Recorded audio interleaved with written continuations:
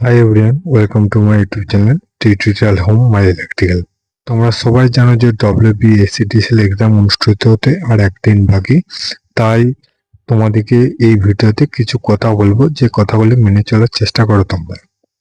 সেই কথাগুলো মেনে চলে আর কি তোমাদের এক্সাম বৈতরণী পার হতে অনেকটা সুবিধা হবে। যেমন আমি তোমাদের আগের ভিডিওতেই বলেছিলাম যে এই সময়টাতে তোমাদের খুবই পজিটিভ থাকা প্রয়োজন, মানে কোনো নেগেটিভ চিন্তা ভাবনার কোনো জায়গা নেই। পজিটিভ থিঙ্কিং মিনস যে তোমরা সবসময় ভেবো না যে এত ছেলে পরীক্ষা দিয়েছে কি হবে না হবে, এত ছেলের মধ্যে মাত্র 400 জনকে নেবে, আমাদের কি হবে, এসব কথার চিন্তা ভাবনা করার কোনো জায়গা নেই। তোমাদের এখন একটাই চিন্তা হবে, তোমরা তো একটা পোস্টের জন্য লড়াই করছো। তোমাদের তোমরা তোমাদের নিজেদের বেস্টটা দিয়ে আসো। তোমাদের নিজের বেস্টটা দেওয়ার পরে ভাগ্যে যা থাকবে তাই হবে। ভাগ্যে থাকলে তোমার সিলেকশন হবে, ভাগ্যে না থাকলে তোমার সিলেকশন হবে না। কিন্তু তাই বলে এটা না যে সবকিছু আমি ভাগ্যের উপর ছেড়ে দেবো। ভাগ্য তাদেরকেই সাথ দেয়, কিন্তু যারা বেস্ট নিজের বেস্টটা দেয়। মানে নিজের বেস্টটা না দিয়ে কেউ যদি ভাবে শুধু ভাগ্যের উপর ছেড়ে দিয়ে সবকিছু বসে থাকে, তবে তার কিন্তু কোনো কিছু হবে না। মানে ভাগ্য তার সাথ দেবে না। ভাগ্য তোমার তখনই সাথ দেবে যখন তুমি তোমার নিজের বেস্টটা দেবে। নিজের বেস্টটা দেওয়ার পরে তোমার ভাগ্য তোমার সাথ দেবে। ঠিক আছে?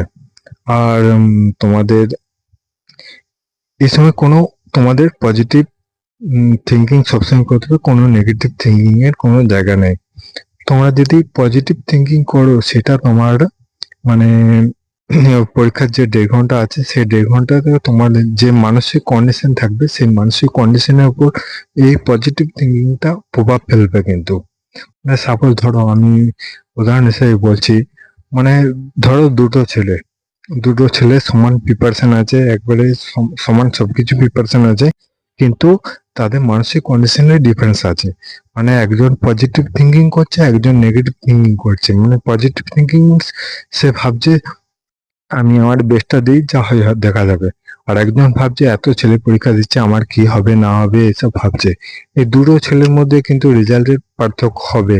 কারণ তুমি যেভাবে চিন্তা ভাবনা করবে, যেভাবে তোমার থিঙ্কিং হবে, সেই পরীক্ষার 1.5 ঘন্টাতে কিন্তু তোমার সেই চিন্তা ভাবনা রিফ্লেকশন দেখা দেবে।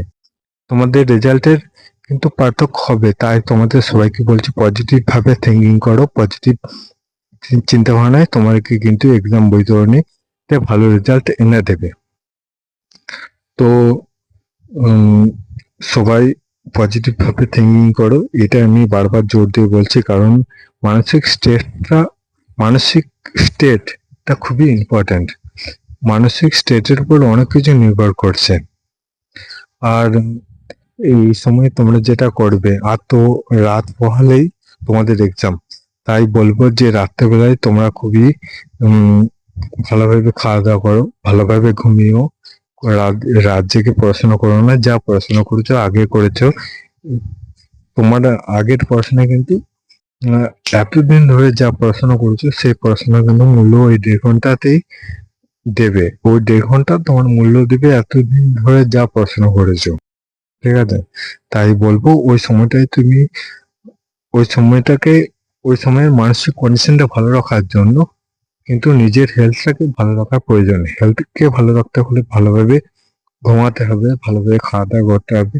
বেশি কথা বলা যাবে না। কথা বলা মানে এনার্জি নষ্ট, সেই এনার্জি নষ্টটা করা যাবে না। ভালোভাবে ঘুমাতে হবে, ভালোভাবে খেতে হবে, এবং কি কোনো মনের মধ্যে কোনো স্ট্রেস রাখা যাবে না। এসব এইসব মানে ভালোভাবে খাওয়া, মানসিক স্ট্রেস রাখা যাবে না। যেসব কথাবার্তাগুলো বললাম, সেসব কথাবার্তাগুলো মেনে চলে কিন্তু এক্সাম বৈতরণী ভারতে তোমাদের অনেক সুবিধা হবে। তাই চাইবো যে সবাই আমার এই কথাগুলো মেনে মেনে চলার চেষ্টা করবে। ঠিক আছে? আর কিছু বলবো না, অনেক কিছু বললাম। তো best of luck for your exam. Thank you for watching this video. আর যদি ভিডিওটা ভালো লাগে, অবশ্যই তোমাদের বন্ধুদের সঙ্গে শেয়ার করে দিও। আর সাবস্ক্রাইব করতে ভুলো না কিন্তু। আর সাবস্ক্রাইব করার পর বেল আইকন অবশ্যই দেবে, যাতে পরবর্তী ভিডিও নোটিফিকেশন তোমার কাছে পৌঁছে যায়, তো তোমার সুবিধা হয়। চলো, best of luck for your exam. ভালো করে এক্সাম দিও আর মানসিক কন্ডিশন ভালো রাখার চেষ্টা করো যেভাবে, কারণ মানুষ হেলথের, ফিজিক্যাল হেলথের কন্ডিশনের উপর মানসিক কন্ডিশন নির্ভর করে। চলো, thank you, bye, 1 second, thank you.